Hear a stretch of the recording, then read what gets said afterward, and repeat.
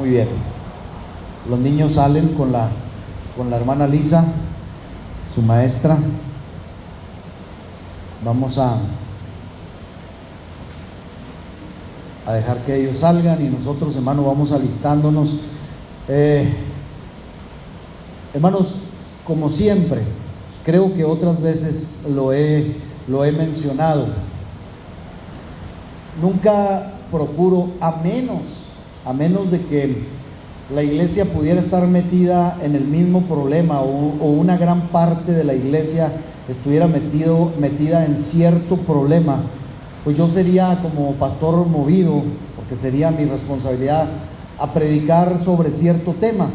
Pero hermano, regularmente procuro, o siempre procuro, hablar de lo que Dios pone en mi corazón. Así que no quiero que relacionemos una cosa con otra. Y ahora hasta aquí voy a llegar. Nada más quiero aclarar esto en cuanto al sermón. Vamos a leer un pasaje, hermanos. Yo no sé si usted recuerda, pero las semanas anteriores al culto de comunión, de ágape que tuvimos el domingo pasado, estuvimos hablando de cómo los tesalonicenses, ¿se acuerda?, recibieron el mensaje del evangelio, y luego también vimos los maravillosos resultados de haber recibido ese mensaje, no solo en palabras, dijimos, sino en poder, en el Espíritu Santo y en plena certidumbre. Pues hermanos, ahora vamos a hablar de cómo otra iglesia bíblica a la que Pablo predicó recibió ese mensaje. Usted dice, no, pues predicó por fulano, por sultano. No, hermanos, no somos tan importantes para que Dios nos dirija un mensaje personal. No, hermano. Este mensaje es para mí y es para todos, hermano. Ok, vamos a leer Gálatas 3:1. Así, habiendo hecho esta aclaración, Gálatas capítulo 3, versículo 1, he titulado a este mensaje, hermanos, escuchen, el título de este mensaje tiene nombre de película. Se me hace que si hacemos una película con este nombre, la vemos luego, Se llama Fascinación Mortal. Fascinación Mortal, parte 1. ¿Le gustaría ver la película? Bueno, hoy vamos a ver la primera parte. Gálatas capítulo 3, versículo 1, hermanos, aquí está en la pantalla, dice: oh Gálatas insensatos. Y de aquí viene el nombre del sermón. Una pregunta, dice Pablo: ¿quién os fascinó para no obedecer a la verdad, a vosotros ante cuyos ojos Jesucristo fue ya presentado claramente entre vosotros como crucificado? Leo otra vez: oh Gálatas insensatos, ¿quién os fascinó para no obedecer a la verdad, a vosotros ante cuyos ojos Jesucristo fue ya presentado claramente entre vosotros como crucificado?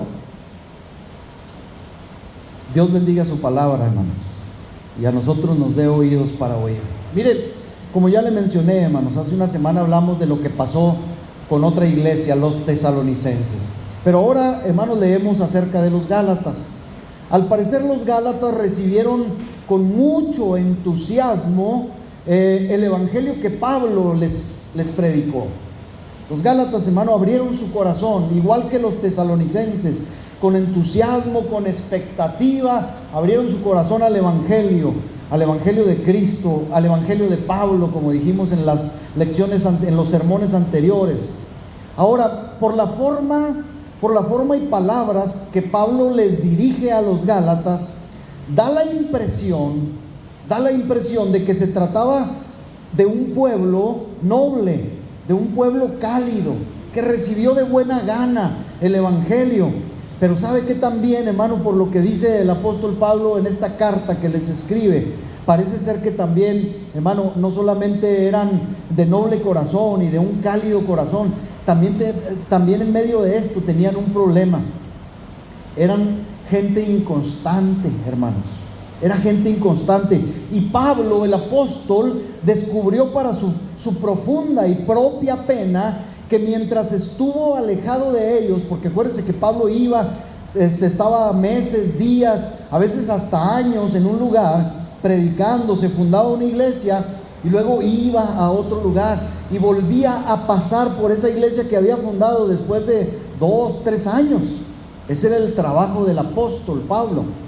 Entonces, aquí lo que sucede, hermanos, es que cuando Pablo se da cuenta que cuando él se iba o cuando él se fue de los Gálatas, de Galacia, descubre que se involucran ciertos falsos maestros, se infiltran entre la iglesia falsos maestros que lograron desviar, escuche bien, lograron desviar a la iglesia de Galacia del evangelio que Pablo les había predicado. Entonces, Pablo les habló muy claramente al respecto a través de esta carta. Hermano, yo no sé cuántos de ustedes quisieran tener un pastor así, hablando de pastores ahorita, que les dijera: ¡hey, insensato! ¡Ay, caray! ¿verdad? Insensato, ¿quién te fascinó? ¿Quién te engañó, muchacho? Hermano, hermana, ¿quién te engañó? Hermanos, pero eso es lo que Pablo les dice, les habla claramente al respecto. Y en nuestro versículo, como vemos aquí, el apóstol ciertamente usa términos muy fuertes, hermano, muy fuertes, cuando les dice insensatos. ¿Quién los fascinó para no obedecer a la verdad? Si usted busca la palabra fascinar o fascinación en el diccionario, ¿qué entiende usted por fascinar, hermano? Vamos, antes de ir al diccionario, ¿qué entiende usted por fascinar? A mí me fascina esto. ¿Qué quiere decir? Me encanta, ¿verdad? Me vuelve loco esto, ¿verdad? A mí me fascinan las enchiladas verdes. Quiere decir que le encantan, que ¿sí me entienden? Usamos esa palabra, ¿verdad? Para esto. Bueno, pues sí, a eso se refiere. Fascinación, según el diccionario, quiere decir ilusión. Es decir, Pablo puede decir: ¿quién los ilusionó para no obedecer a la verdad? Porque aquí la palabra fascinación está en un contexto negativo, no como el de comer enchiladas verdes. ¿Me entienden? Aquí Pablo está diciendo: ¿quién los fascinó para no obedecer a la verdad? Entonces, el diccionario dice que fascinación quiere decir ilusión. Fíjese lo que sigue. También quiere decir engaño. O sea que Pablo está diciendo: ¿quién los engañó para no obedecer a la verdad? Quiere decir, fascinación quiere decir alucinación. Fíjese, alucinación. Pablo está diciendo: ¿quién los alucinó, verdad, para no creer a la verdad? Quiere decir atracción irresistible. Eso quiere decir fascinación. ¿Quién los atrajo tan irresistiblemente para no creer a la verdad? Quiere decir encantamiento. ¿Sabe usted lo que es un encantamiento, hermano?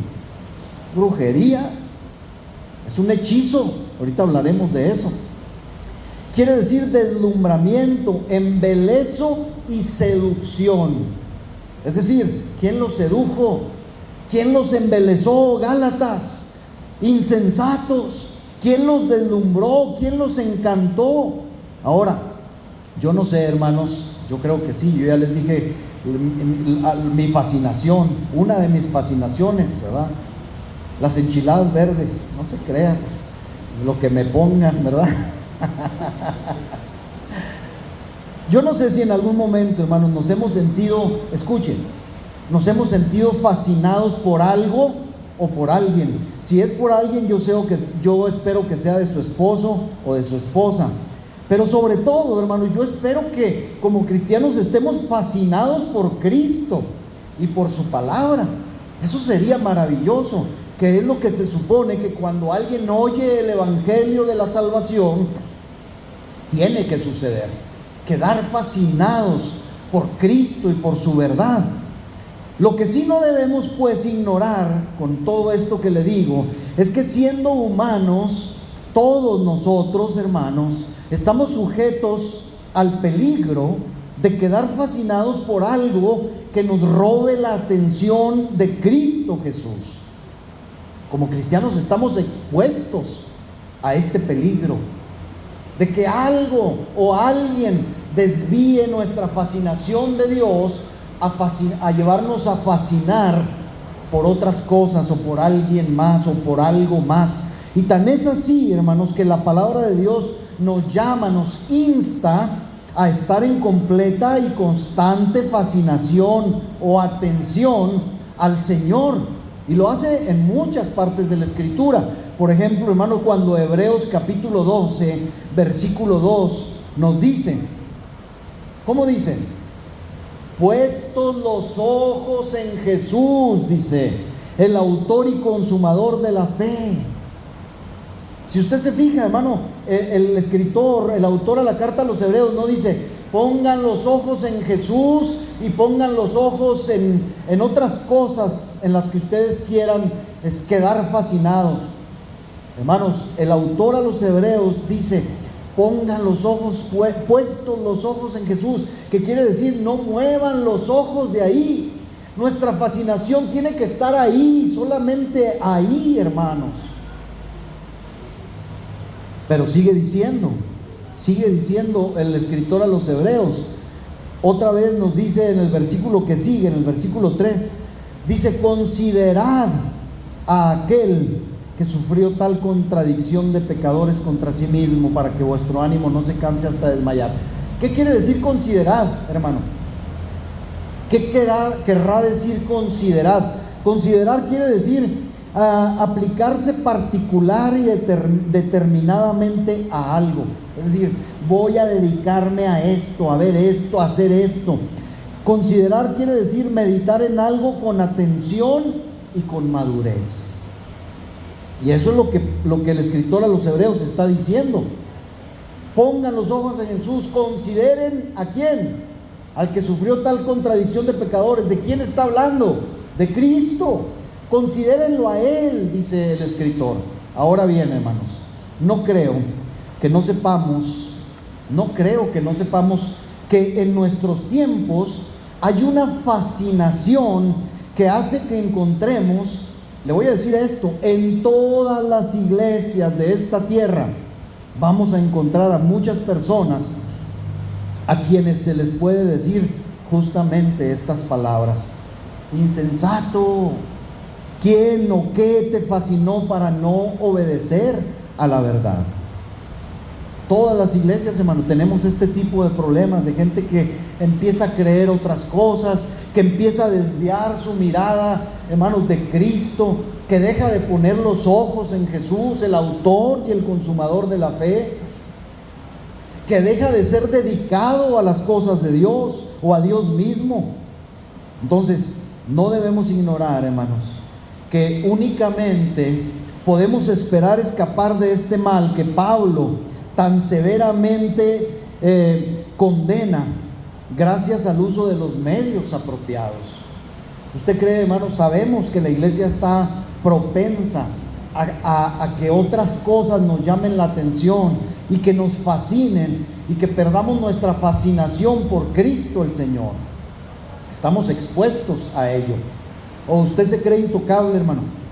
Yo como pastor, yo sé que estoy expuesto a que algo o alguien me fascine más que el Señor, y tengo que cuidar mi vida, pero tengo que hacer uso, hermanos, de los medios preventivos apropiados. Entonces, este mensaje, hermanos, lleva como objetivo que nosotros aprendamos a tener los medios preventivos apropiados para cuidarnos de un peligro sutil de la fascinación mortal, porque la fascinación mortal, hermano, si yo me fascino por las enchiladas y como muchas enchiladas, lo único que me puedo sacar es un dolor de estómago, o un problema gástrico a lo mejor.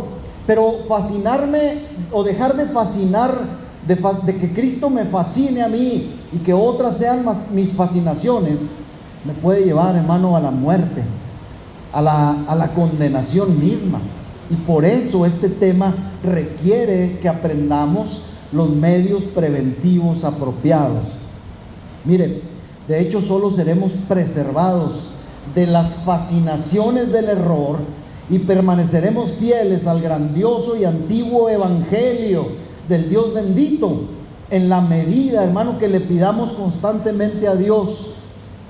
Motivo de oración, si usted anota, motivos de oración: Pidámosle continuamente a Dios que su Espíritu Santo, hermanos, nos guarde de caer o de ceder en otras fascinaciones que no sean Él. Tenemos en nuestras oraciones una oración así, hermano.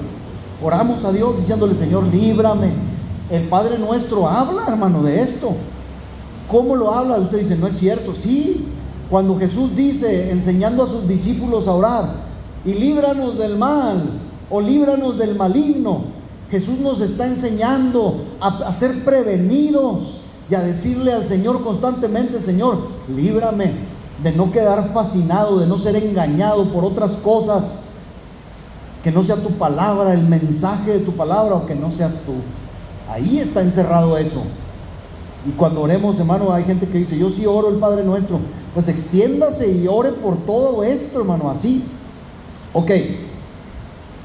En este momento, pues, hermanos, voy a hablar, esta es nada más la introducción, en primer lugar, que es lo único que veremos hoy. Y créame lo que no pretendo alargar mucho esta parte del sermón. Voy a hablar de del primer punto, que se llama el peligro sutil. Porque, hermanos, los errores que el enemigo de nuestras almas, que los falsos maestros ponen a la iglesia para fascinarla, no son, hermano, cosas despampanantes y destellantes, porque entonces nosotros diríamos: eso es un error, no puedo caer. Hermano, si un mormón viene y se acerca aquí con nosotros y lo vemos de camisa blanca y de corbatita, y vemos a un güerito y a un morenito, y viene aquí entre nosotros y nos quiere predicar, usted y yo inmediatamente vamos a decir: no, espérate, nosotros no creemos como tú. Rápido vamos a sacar a flote lo que sabemos, que es una doctrina errónea, hereje, que es una secta inclusive. Pero, hermanos, el enemigo nunca se va a presentar así, se va a presentar con tentaciones y errores sutiles por abajo del agua, hermano. ¿Por qué, hermano? Porque el peligro que el enemigo presenta es un peligro delgado, difícil de ver, pero que está sugerido aquí. Así que, hermanos, vamos a entrar en materia, hablando o pensando primero en esos peligros sutiles que siempre, hermanos, siempre nos rodean, sí, a la iglesia de Cristo, así como a los Gálatas, también a nosotros. Miren, en el tiempo del apóstol Pablo y siglos después del apóstol Pablo, le voy a decir algo: era muy difícil predicar el evangelio entre los no cristianos, hermano. No es como ahora. Ahorita usted va allá afuera y le habla de Cristo, cualquier persona le va a decir: sí he escuchado, sí he oído. Es más, un gran porcentaje de la gente nos va a decir: sí, yo he ido a alguna iglesia cristiana, sí, yo he estado con los hermanos, yo he ido con los aleluyos. Muy seguramente vamos a tener esto. Pero en el tiempo de Pablo y siglos después de Pablo, hermanos, no era tan sencillo predicar el evangelio, no era tan conocido y tampoco era tan bien recibido como hoy el evangelio de salvación. Los cristianos, cuando predicaban, exponían sus vidas al hacerlo. Vemos al apóstol Pablo en el libro de los Hechos, en algún momento, no una vez, varias veces, de tal forma que hasta él lo testifica. Pero lo vemos, hermano, fue sacado de la ciudad donde predicó, apedreado, y lo dieron por muerto por predicar el evangelio, Entonces no era cosa sencilla, hermano.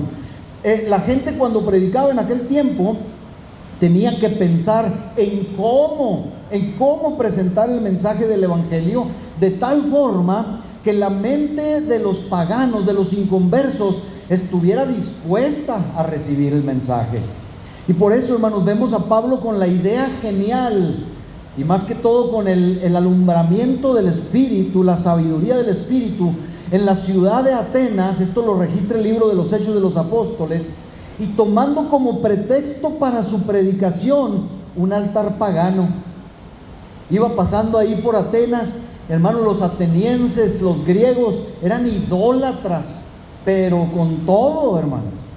Y cuando va pasando Pablo y lo ve que el Dios del fuego, y acá el Dios de la guerra, y acá el Dios del mar, y acá así, hermanos, de ídolos, De repente va pasando Pablo y se encuentra un altar, hermano, vacío.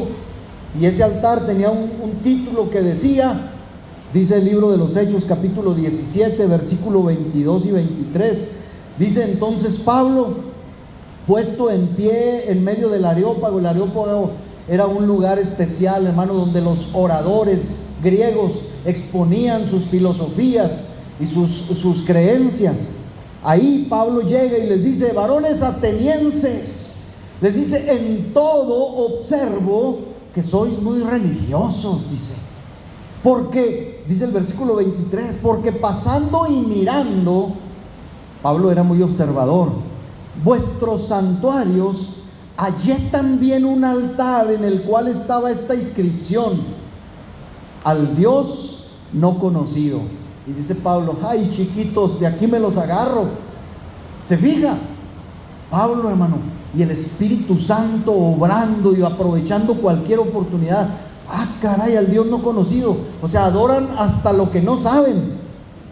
Así es el hombre sin Dios. Así estábamos nosotros.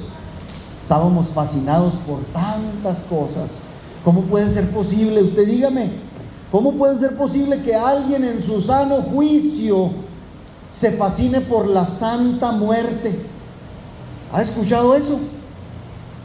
La gente a veces, hombre, dicen, es que este santo, la santa muerte, es milagrosísima, es poderosísima. ¿La muerte?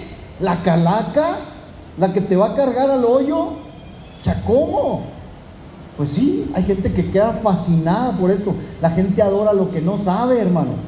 La gente sin Dios adora lo que no sabe. Pero mire, volviendo al tema, el apóstol Pablo dice: bueno, yo les voy a predicar del Dios que ustedes no conocen, del Dios que adoran sin conocer. Ese es al que yo les anuncio en este momento. Así que, por la observación y por la perspicacia de Pablo, en combinación con el poder del Espíritu de Dios, hermanos, se producían conversiones, se establecían iglesias.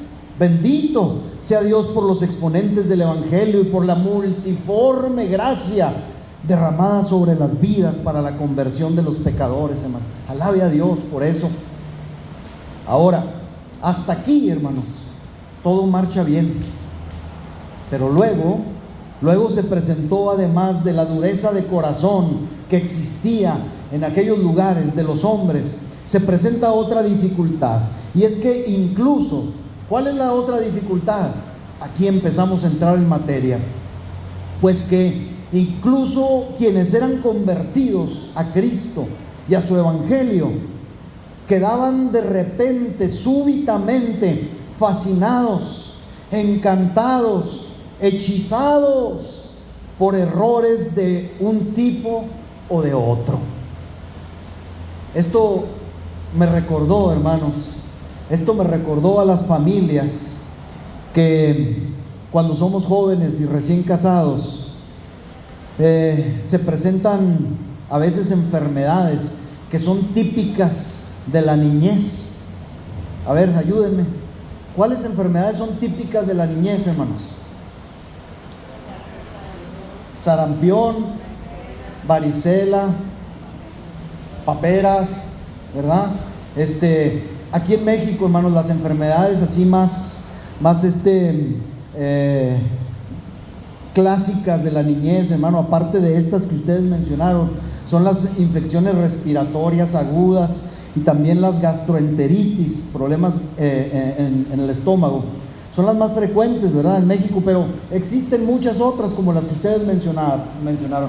Ahora, si los padres o los que fuimos padres no conociéramos previamente acerca de estas enfermedades típicas de la niñez, hermanos, yo creo que nos hubiéramos quedado como padres pasmados, aturdidos. Sentiríamos que perderíamos a nuestros hijos, ¿verdad? Es que le salió unas bolas, ¿verdad? Parece Kiko el del Chavo, ¿verdad? Que se va a morir, mi hijo.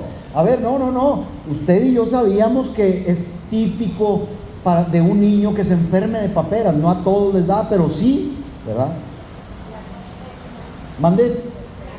La tosferina, que se supone que fue erradicada y que ahora, hermanos, vuelve junto con el sarampión. Bueno, estas raras enfermedades, hermanos, se parecen mucho a estas cosas que vienen a las iglesias, a estos engaños sutiles, hermano. Y entonces he de decir con esto que ciertas epidemias, ciertas plagas también irrumpen en la familia de Cristo en ciertas épocas, hermanos. Le voy a contar algo.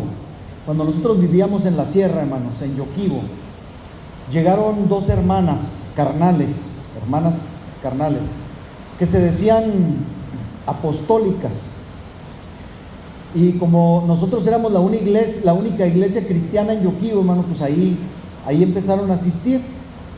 Una de ellas, hermano, tenía un corazón hermoso, hermano. Era amorosa, platicábamos de muchas cosas acerca del Evangelio de Cristo. Y la otra, hermano, era así como que le gustaba contender, como que le gustaba estar metiendo cuña, o, hermano, meter su doctrina en la que diferíamos nosotros con la iglesia, con la pequeña congregación de el Buen Pastor, así se llama la iglesia en Yoquibo. Llegó un punto, hermanos, ellas son de Ensenada. Llegó un punto, hermano, en que empezaron esa mujer, la otra no, empezó a inquietar aparte de la iglesia. Entonces una hermana se me acercó y me dijo: hermano, la hermana fulana está insistente que yo me tengo que volver a bautizar, y que solamente en el nombre de Cristo, que yo estoy mal bautizada porque me bauticé en el nombre del Padre, del Hijo y del Espíritu Santo, y me está diciendo esto y me está diciendo. Volvemos a lo que decíamos ahorita. Pues a mí me toca, hermano, como pastor, tener que arreglar estas cosas. ¿Usted cree que es agradable esto, hermano? No es agradable. Y luego aparte eran mujeres mayores, hermano, mucho mayores que yo. Es todavía más penoso, hermano, tener que acercarme a alguien mayor que yo y decirle: hermana, ¿sabe qué? Pues me acerqué, hermano, y hablé con ella y le dije: hermana, respetamos lo que usted cree, nada más respete usted lo que nosotros no creemos. Deje a la congregación en paz, hermano. Nosotros creemos esto y así estamos. No venga a inquietar usted a la gente, ¿verdad? Pues, hermano, se molestó, hizo un pancho ahí, lo que usted quiera. Pero déjeme decirle lo que pasó. Un pastor de Ensenada que no conozco hasta la fecha, la hermana del teléfono, la hermana de la caseta pública, porque en aquel tiempo, hermano, había una caseta pública telefónica, era cristiana. Teníamos el monopolio, hermano. La de la tortillería era cristiana, la de la caseta telefónica era cristiana, la de la Conazupo era cristiana. No, hombre, hermano, teníamos el monopolio cristiano. Bueno, entonces el asunto es que la hermana de la caseta, un día le habló un pastor, alguien le chismeó al pastor que esas hermanas, no era el pastor de ellas, hermano, no era el pastor de ellas, pero alguien le chismeó. Yo creo que esa mujer, sobre todo, de la otra no tengo nada que decir. Esa mujer había dado problemas allá de donde ella era. Y entonces alguien le dijo que acá andaba esta hermana dando guerra. ¿Y qué cree que me dijo? Me dijo la hermana: oiga, le habla al pastor, quién sabe qué. Le dije: ¿quién es ese? Pues no sé, me pidió hablar con el pastor, dijo, de aquí de Yoquibo. Le dije: pues pásamelo. Me lo pasó y me dijo: hermano, pues soy el pastor fulano. Ya ni me acuerdo el nombre. Supe que fulanita de tal anda dando guerra allá, hermano, y no sé qué. Mire, hermano, me dijo, métase esto en la cabeza, dijo. Así, hermano, como se lo digo. Esas son plagas, hermano. Écheles flit, le dijo. No se me olvida, hermano. Son plagas esas, hermano. Écheles flit, écheles flit. ¿Sí sabe lo que es el flit? ¿Sí? Écheles veneno. No, pues ¿cómo? Claro que no. O sea, pero entendí. Yo dije, bueno. Y dije, bueno, caí a la cuenta. Dije, bueno, esta mujer debe de haber andado dando guerra también por allá. Hablé con ella, hermano, y dejó de asistir a la iglesia. Iba por temporadas, estaba 1 o 2 meses en el tiempo de verano y se volvía otra vez a Ensenada. Pero, hermano, lo que quiero decirle es que no va a faltar. Usted, hermano, no crea que por esa puerta puede venir gente, hermano, que diga que es cristiana y luego que al rato empiece a meter, hermano, cosas que no son cristianas y que vamos a tener que luchar contra ellas. A la puerta de su casa van a llegar gentes, o va a tener usted vecinos que usted piense que son cristianos y que a la mera hora descubra usted que tienen doctrinas erróneas, equivocadas, el mensaje no sano del Evangelio. Hermanos, estamos a expensas de esto. Siempre, hermano, en todas las épocas han existido estas cosas. Así que tal vez no podamos decir, hermano, ¿por qué? ¿Por qué se presentan estas cosas entre las congregaciones cristianas? A veces pensamos desconcertados, perplejos en cómo y por qué tales cosas se puedan siquiera presentar. Pero en efecto, hermano, se presentan. Y es por eso que es bueno estar atento contra ellas. Pablo llama a estos síntomas, a estos signos, a estas enfermedades, estar hechizados, estar fascinados. Porque así, hermano, lo mencionan muchas versiones. Cuando yo le menciono otras versiones, no se quede con lo que yo le digo, hermano. Ahorita que llegue a casa, métase ahí a Google y diga, a ver, Gálatas 3:1, versión, esta que le voy a decir, Torres Amat. Para que no digan, hermano, se saca de la bolsa otras versiones que ni son ciertas. Búsquelas, hermano. La versión Torres Amat de Gálatas 3:1 dice: oh Gálatas insensatos, ¿quién os ha fascinado o hechizado para desobedecer así a la verdad? Entonces usa fascinado o hechizado.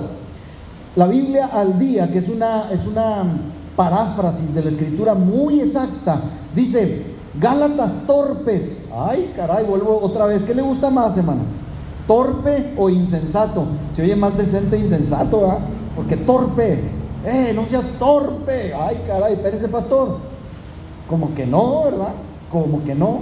Bueno, pues esta versión dice así: Gálatas torpes, ¿quién os ha hechizado a vosotros, a quienes Jesucristo crucificado ha sido presentado tan claramente? Dice la Biblia del Oso, es decir, la de Casiodoro de Reina, dice: oh Gálatas insensatos, ¿quién os hechizó para no obedecer a la verdad? Y la Biblia Dios habla hoy, que es una versión católica, dice: Gálatas insensatos, ¿quién os embrujó? Dice: ¿quién os embrujó? Dice: en nuestra predicación hemos mostrado ante vuestros propios ojos a Jesucristo crucificado. Es decir, ¿quién los hechizó para voltear a otro lado? Eso es lo que Pablo les está diciendo. Miren, la palabra hechizar, hermano, es muy correcta aquí, pues demuestra el estado desconcertante de esas personas que cayeron en el error. Un error que no contaba con ningún argumento que le sirviera de apoyo, un error sorprendente y alarmante. Porque, hermanos, una persona que conoce a Cristo, que bebe a Cristo, que come a Cristo, con esto quiero decir que experimenta a Cristo en su vida, que el Espíritu Santo, hermano, lo guía, lo mueve, le ha bendecido, le ha guiado, y que después, hermano, se embrutece y voltea a otro lado, quedando fascinado. Hermano, la única palabra, o la palabra más correcta: te hechizaron, amigo, te hechizaron, te embrujaron. Y era lo que Pablo, hermano, pareciera decirles. Pablo está diciendo: no puedo entenderlo, no puedo comprender cómo pueden ser engañados de esta manera, Gálatas. ¿Y sabe por qué, hermano? Porque ellos querían regresar otra vez a la circuncisión y a los antiguos sacrificios y rituales de la ley. Pablo estaba sumamente indignado, sorprendido, y por eso en esta misma carta, en el capítulo 5, versículo 3, les dice, o les advierte, les aclara, como usted quiera. Dice, y otra vez, o sea, Pablo en toda la carta se la pasa advirtiéndolos. Y les dice, casi para terminar, hermano, la carta, les dice: otra vez testifico a todo hombre. Y aquí estamos todavía, estos hombres que hemos creído, hombres y mujeres. Dice: testifico a todo hombre que se circuncida, que está obligado a guardar toda la ley. Y con esto de la circuncisión dice: hermano, pero nosotros no tenemos problemas con esto.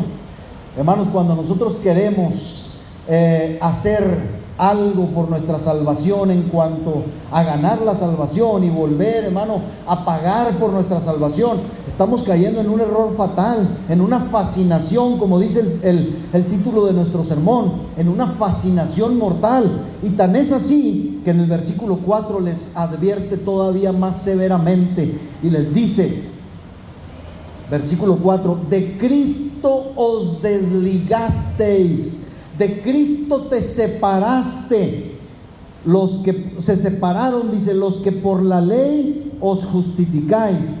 Y luego da una frase terrible, hermano, severa. Dice, de la gracia habéis caído.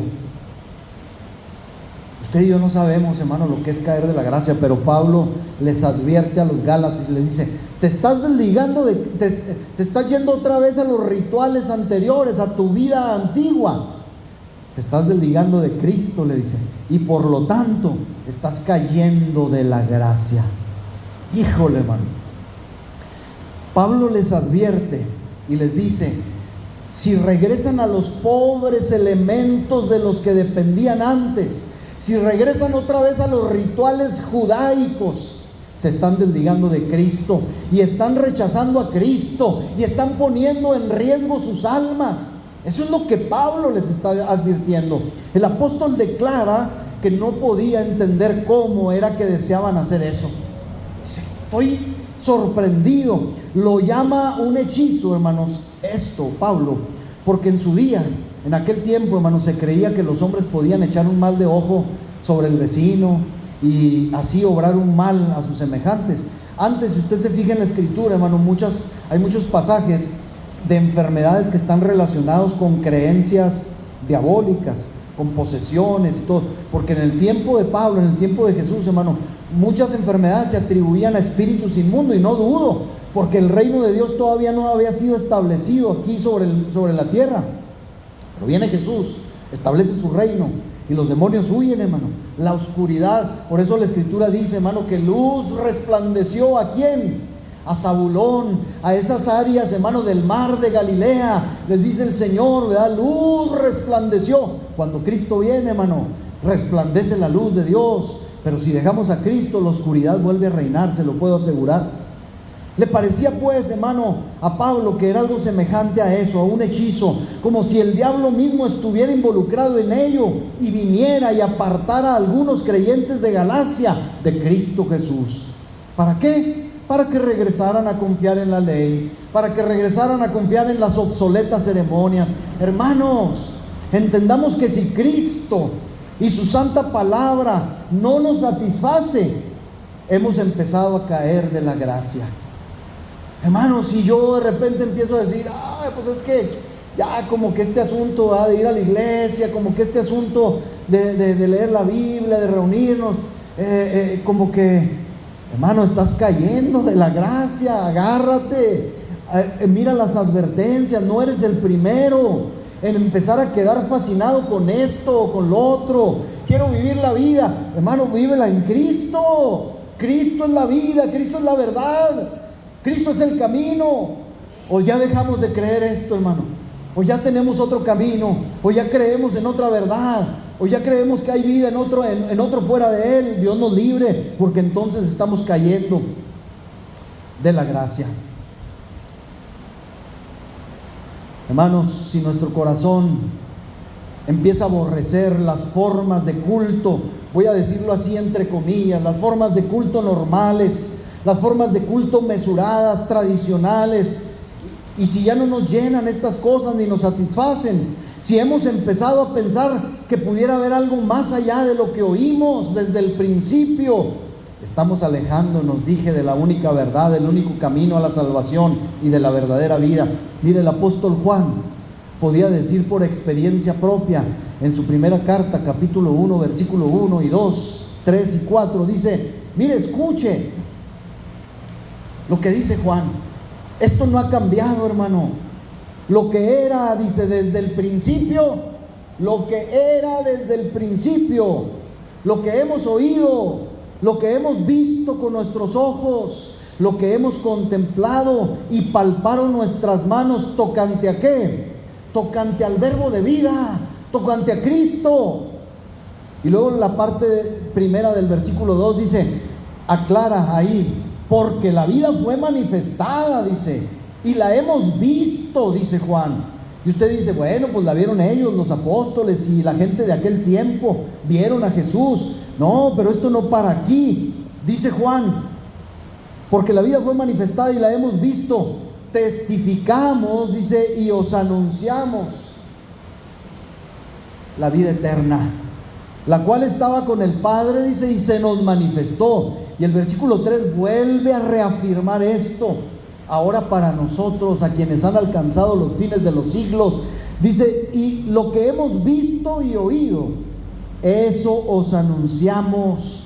Se fija, Juan no dice lo que vimos y oímos en algún momento, más esto que ahora yo he recibido, más lo que ustedes recibirán. Lo mismito, dice Juan, lo que hemos visto y oído, eso os anunciamos, para que también ustedes, dice, tengan comunión con nosotros. Y nuestra comunión verdaderamente es con el Padre y con su Hijo Jesucristo. Versículo 4: estas cosas os escribimos para que vuestro gozo sea cumplido. Hermanos, aquí está el gozo verdadero, aquí está la felicidad verdadera. Fuera de esto, agárrese, hermano. Cuidemos pues dentro de los peligros sutiles, hermanos, de querer volver a nuestras viejas prácticas. Nosotros no somos judíos, nosotros no vamos a querer ir a circuncidarnos los hombres o a guardar ciertos rituales. Pero hermano, yo no sé si usted sabía, pero hay gente que claudica del cristianismo y se va otra vez, hermano, a someterse a la religión católica o a otras sectas, hermano. Cuidado, hermano. Miren, punto número 2. No pasó mucho tiempo antes de que Pablo descubriera otro tipo de error en la iglesia de Galacia. Esto es bien común, hermanos, entre nosotros los cristianos. Esto creo que todavía es más común que el primer punto. ¿Sabe cuál fue ese problema, hermano, en Galacia? Ese otro error. Pues que ciertos individuos, otra vez así entre comillas, educados, se mezclaron entre los creyentes más humildes y sencillos. Esos individuos supuestamente educados se consideraban altamente inteligentes. Eran personas que conocían algo de Sócrates, algo de Platón. Y usted dice, hermano, está cometiendo un anacronismo. Hermano, Sócrates y Platón, hermano, fueron antes de Cristo, ¿sí sabía? Fueron antes que Jesús. Entonces, los griegos por eso eran así, los griegos, ¿verdad? Los epicúreos, los estoicos, tomaban su formación de vida de estas filosofías, de estos pensadores.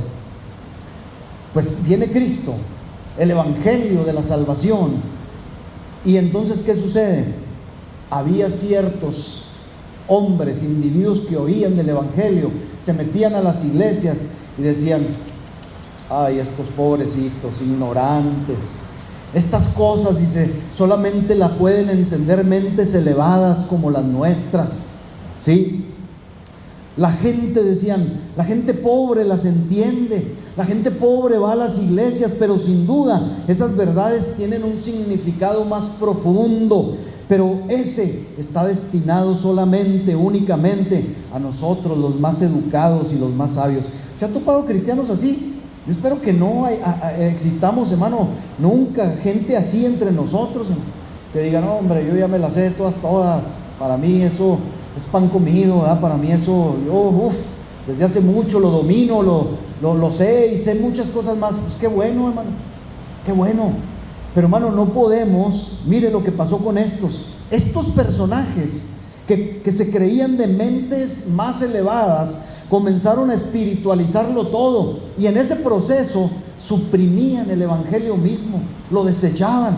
Ellos se llamaban gnósticos, eran los gnósticos. Era gente, hermano, que creía, hermano, que ellos sabían todas las cosas acerca de la espiritualidad, de Dios mismo. Pero Pablo no podía tolerarlo, y en esta carta Pablo sale y arremete contra estos hombres que solo estaban distrayendo a la iglesia, y les dice en el capítulo 1, versículos 6 al 9, les dice a los Gálatas, porque la advertencia, hermano, era para los Gálatas. Les dice: estoy maravillado, dice Pablo, de que tan pronto os hayáis alejado del que os llamó por la gracia de Cristo para seguir un evangelio diferente. Se fija si estaban hechizaditos estos pobres, ¿verdad? Insensatos, torpes. Dice Pablo: no que haya otro, entiendan, dice, sino que hay algunos que os perturban y quieren pervertir el evangelio de Cristo. Y luego Pablo se mete en medio y se pone de ejemplo y les dice: pero miren, les dice, miren, mas si aún nosotros, dice Pablo, yo, Lucas, estos que vienen a predicar conmigo, les anuncia, o un ángel del cielo, fíjese, os anunciare otro evangelio diferente del que os hemos anunciado, sea anatema, dice, sea maldito. Y reafirma, versículo 9, como antes hemos dicho, también ahora lo repito, si alguno os predica diferente evangelio del que habéis recibido, sea anatema. Miren, hermanos, ya sea que se tratara del judaísmo o del gnosticismo, de ese alto supuesto conocimiento que mezcla la doctrina cristiana con creencias orientales, judaicas o de cualquier clase, y creen tener un conocimiento superior y misterioso de las cosas divinas. Hermano, yo no sé si esto le suene. Usted dice: hermano, pues esta gente no me identifico con ellos. ¿Dónde están? Ya se murieron, dejaron de existir. Yo no sé si usted ha oído, hermano, predicadores que de repente se presentan y dicen: les voy a hablar de algo que nunca se ha hablado. Hermano, pues si es algo que nunca se ha hablado, mejor no lo diga, porque si no está escrito va a decir una barbaridad. Nosotros no hablamos, hermano, lo que no conocemos. Acuérdense lo que acabamos de leer de Juan. Juan dijo lo que hemos visto, lo que hemos oído, lo que palparon nuestras manos, lo que estamos conscientes de lo que es verdadero. Eso os anunciamos, y eso es lo que nosotros tenemos que anunciar. Cuando un predicador o un supuesto predicador, hermano, se pone a decir cosas, hermano, que nadie sabe y que ha descubierto el hilo negro, aguas, hermano, mucho cuidado. Y de esto, escuche bien, de esto que estoy diciendo, abunda hoy en nuestros días, hermano, abunda. A los tales Pablo los reprende fuertemente y les dice: ¿quién los fascinó? ¿Quién los hechizó?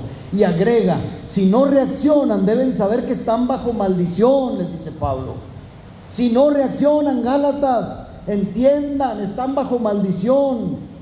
Hermanos, yo sé que hay gente que dice: el pastor Rodolfo nomás asustando a la gente. No quiero asustarlos, quiero advertirles, hermano, ese es mi trabajo. Para asustar, hermano, está otro. Yo, hermano, no. Yo quiero advertir lo que Dios dice en su palabra. Y tal vez nosotros pensemos para nuestros adentros: bueno, es que eso les pasó a los Gálatas porque eran sumamente ignorantes. Es que ellos no tenían ChatGPT, y cómo investigar las cosas. No tenían inteligencia artificial. Pero hermanos, si leemos la historia de la iglesia, nos daremos cuenta que en épocas posteriores, es decir, después de Pablo, la iglesia, hermano, cayó en uno y en otro y en otro error. ¿Usted cree que, por ejemplo, la doctrina de los testigos de Jehová es nueva, hermano? La doctrina de los testigos de Jehová, el arrianismo, hermano, mejor llamado arrianismo por su fundador, o por el primero que sacó esta herejía que era Arrio, nació 300 años después de Cristo, hermano. Fíjese, la doctrina de los testigos de Jehová existe 300 años después de Cristo. Había grandes disputas respecto a si Cristo era Dios o el Hijo de Dios. Usted platique con un testigo de Jehová y va a decir: no, es que Cristo es el Hijo de Dios. O sea, Cristo está por debajo del Padre. Es un Dios, pero más pequeño. El mero es el Padre. Hermanos, ¿dónde dice en la Biblia esto? Y entonces, hermano, si usted se fija, hermano, estas cosas empezaron y son parte, hermano, de las luchas que la iglesia ha enfrentado por toda su existencia. Había grandes problemas en cuanto a esto, hermano. Era una plaga mortal, escúchelo, tal como lo dice el título de nuestro sermón, que enseñaba que Cristo, por ser Hijo de Dios, era inferior al Padre. Rechazaban la misma doctrina de la Trinidad. Y hermanos, pues díganme si esto todavía no persiste entre los herejes, entre los unitarios, entre los testigos de Jehová.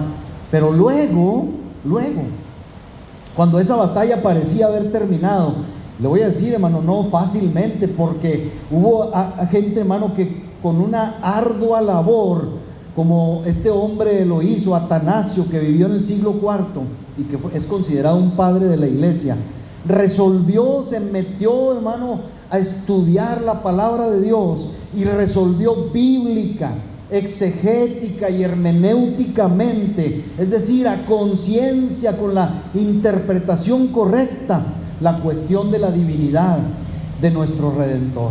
Y levantó a Cristo y dijo: Cristo es Dios como el Padre, el Espíritu Santo es Dios como el Padre es Dios como Cristo, son uno, porque así lo dice la Escritura, y reafirmó la doctrina cristiana que usted y yo hoy, hermano, tenemos y sostenemos. ¿Se fijan? Ahora, cuando esa batalla parecía haber terminado, hermano, y que este hombre lucha para que este y otros hombres luchan para que, hermano, la verdad salga a flote, ¿qué cree que sucede?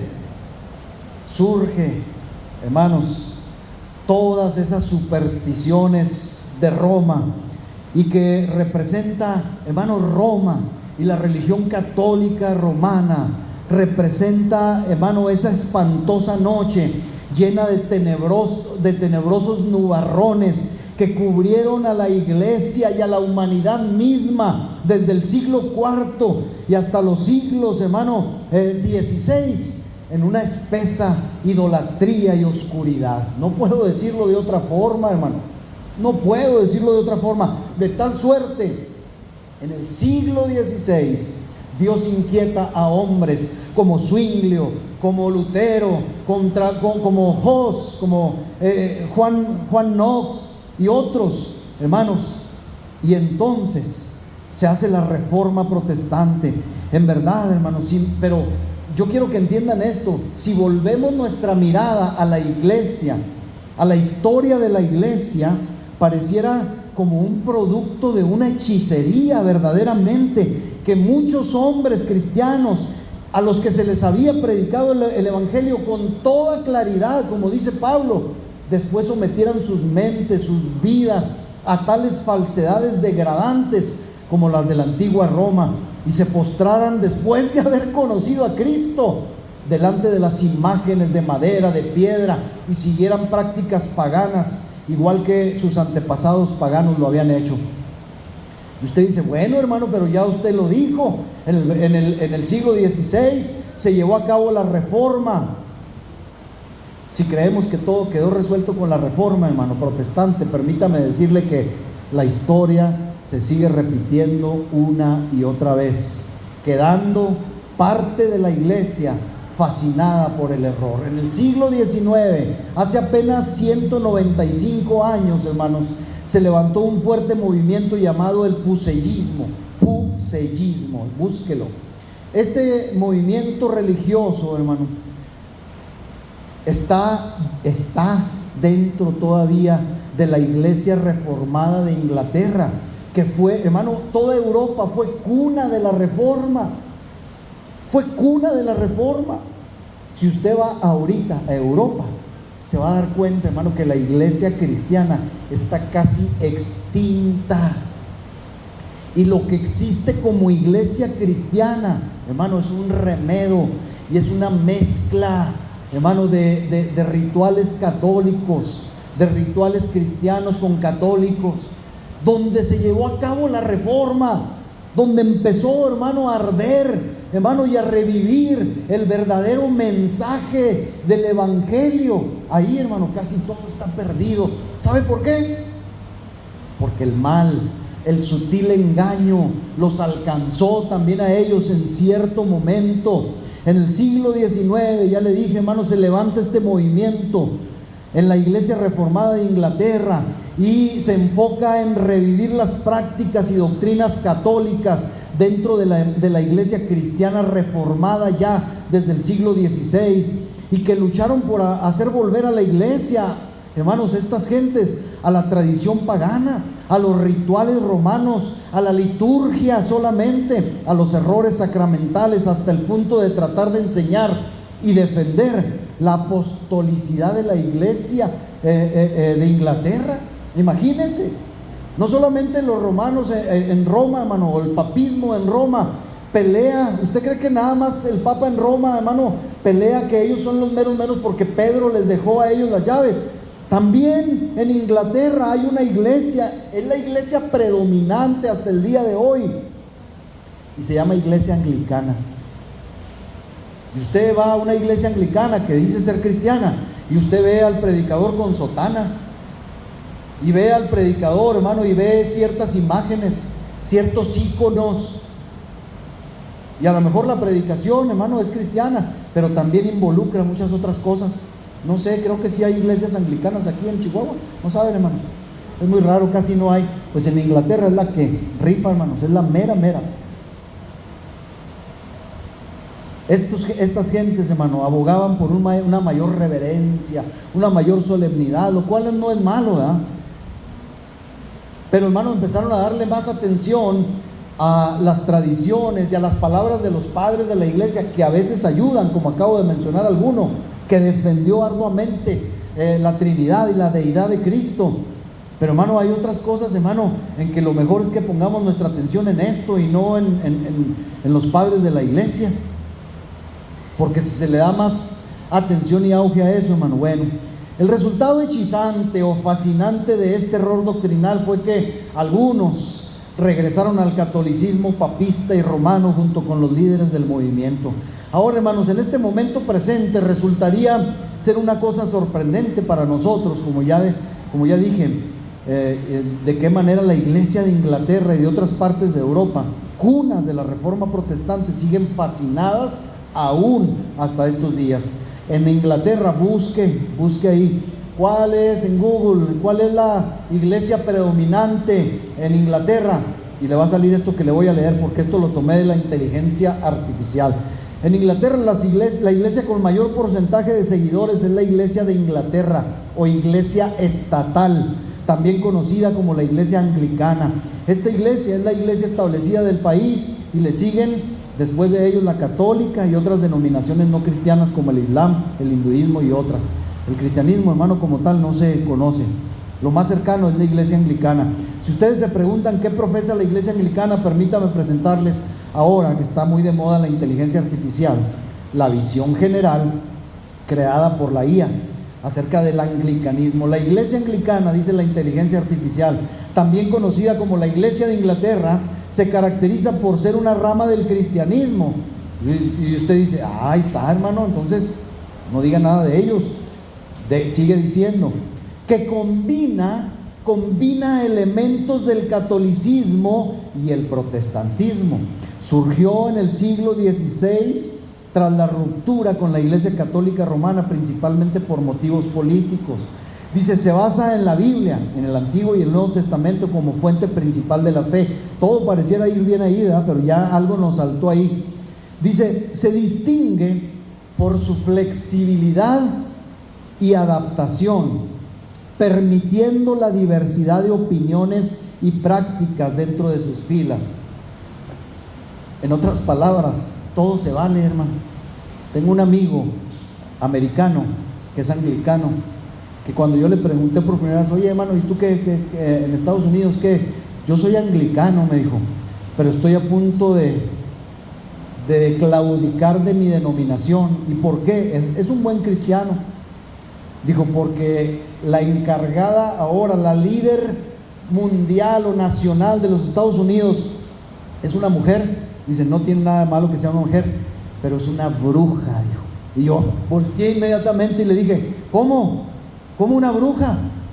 Dijo, sí, es una bruja, dijo, que está diciendo que vengan a ser pastores homosexuales y lesbianas, que sean ministros, que sean obispos, dice, que no hay problema. Dice, entonces yo con eso, dice, no puedo. Hermanos, ¿sabían ustedes que la iglesia metodista en Estados Unidos declaró exactamente lo mismo? La iglesia metodista viene del anglicanismo, de esto precisamente. Y muchos, la iglesia metodista de México se ha conservado todavía y ha dicho no al lesbianismo entre nosotros, no al homosexualismo, al menos, hermano, como pastores, como ministros. Pero en Estados Unidos y en Europa, hermano, esto es común, está corrompido.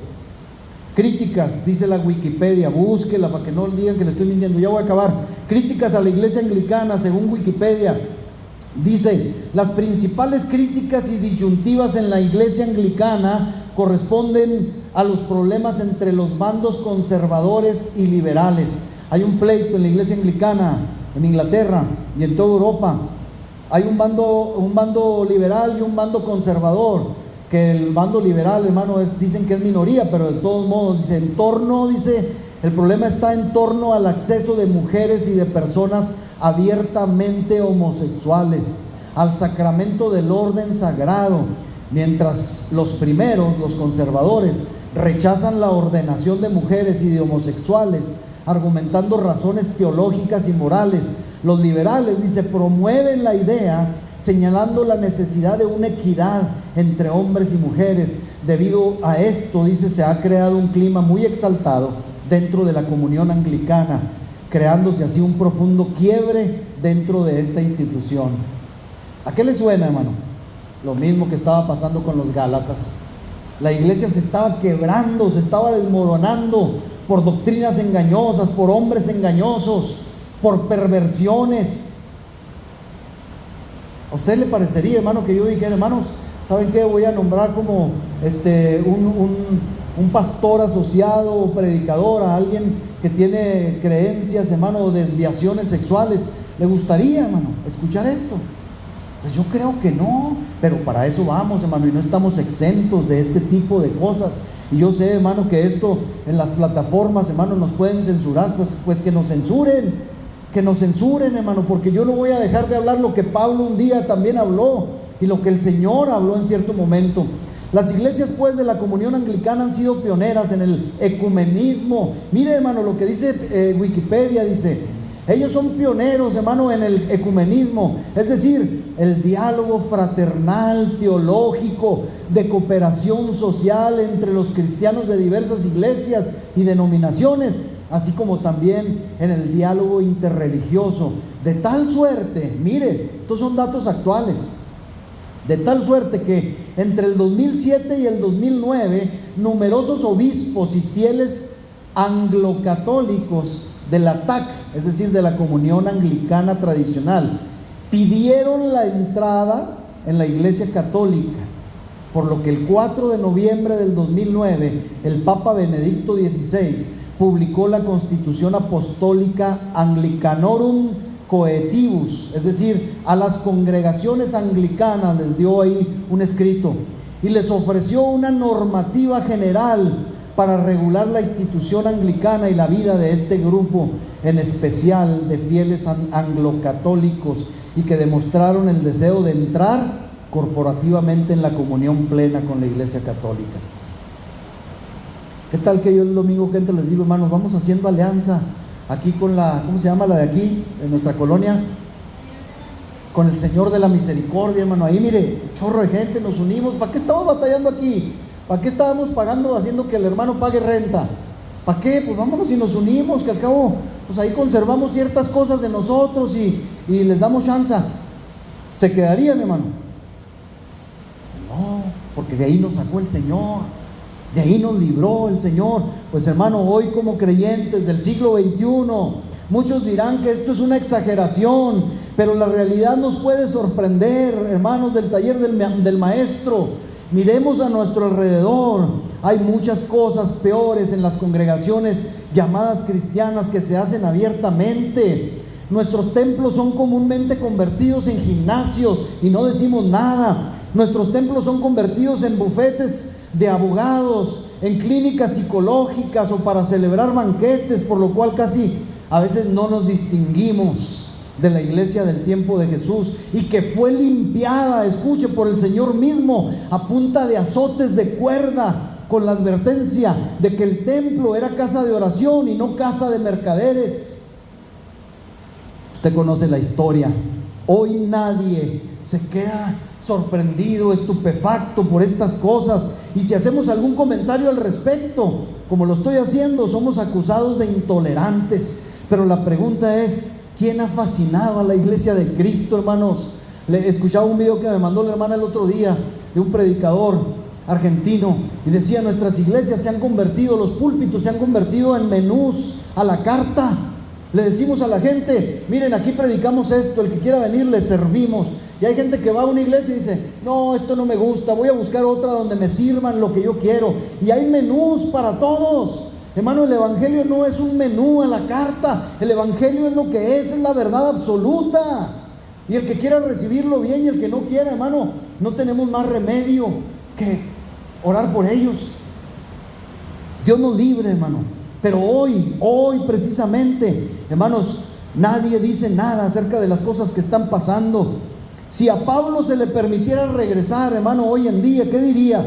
Pues diría de algunos lo mismo que a los Gálatas: oh creyentes chihuahuenses, ¿quién, insensatos, quién los fascinó para descarriarse de esta manera? Pero hermano, si Cristo el Señor vuelve ahora, como dice su palabra, hallará fe en la tierra. Nos hallará o hallará de nosotros, hermanos, solamente un remedio de fe. Y esto no es todo, hermanos. Podemos ver otros aspectos de este embrujo en nuestras iglesias disconformes. Decía ahorita, vivimos en esta época donde los púlpitos han perdido su testimonio por Cristo. Los púlpitos presentan menús para todos los gustos, con tal que los recintos se abarroten de gente hambrienta de novedades, porque este viejo libro, hermanos, ya no les satisface. Les parece como que es un pan rancio, pasado de moda. Las casas de adoración fueron abandonadas y convertidas en foros espectaculares de atracción, de exaltación de hombres y mujeres cuyo mayor anhelo es ser alabados como verdaderas celebridades. Y creo que llegarán días en que la verdadera religión va a parecer extinguirse sobre la tierra, y en el buen sentido digo religión, y donde en vez de anhelar que se levante un Whitfield, un Wesley, para que la bendita llama que está casi por apagarse arda de nuevo, pero más bien, hermano, necesitamos clamar por alguien mayor, ¿no lo cree? Necesitamos clamar por alguien mayor.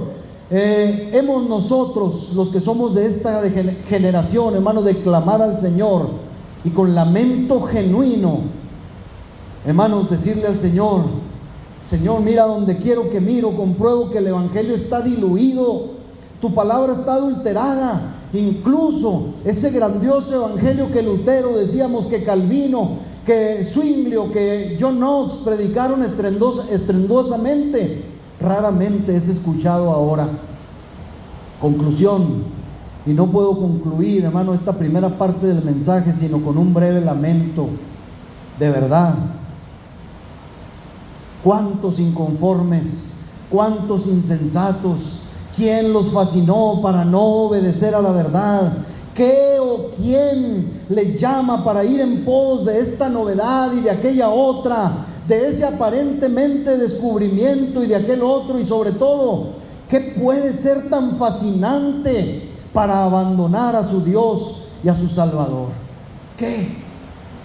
En cuanto a nosotros, hermanos, si estamos seguros en Él, si nuestro corazón no nos reprende, como dice Juan, si estamos en el verdadero, si somos de la verdad, como dice Juan en su primera carta, primera de Juan 3:19, dice: y en esto conocemos que somos de la verdad, y aseguraremos nuestros corazones delante de Él. Dice: pues si nuestro corazón nos reprende, mayor que nuestro corazón es Dios, y Él sabe todas las cosas.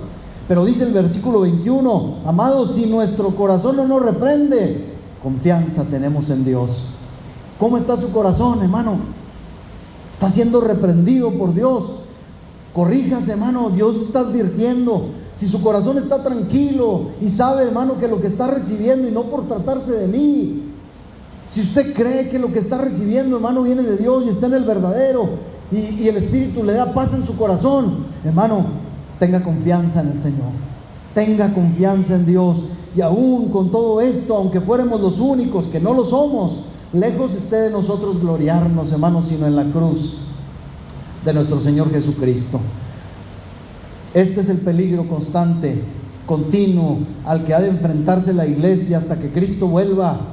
Y es mi deber como pastor decirlo y advertirlo, como fue el deber de Pablo también. Hermanos, continuamos la próxima semana con la ayuda de Dios. Póngase de pie.